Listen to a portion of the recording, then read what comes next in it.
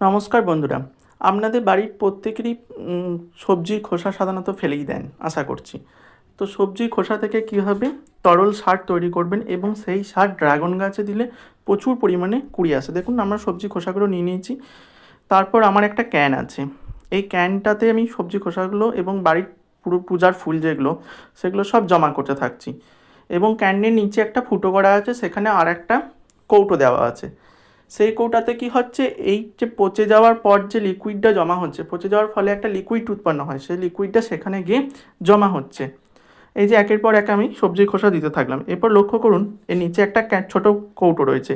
এই কৌটোটাতে সবজি পচে এক ধরনের লিকুইড উৎপন্ন হচ্ছে। এটা প্রচণ্ড পরিমাণে গাঢ়।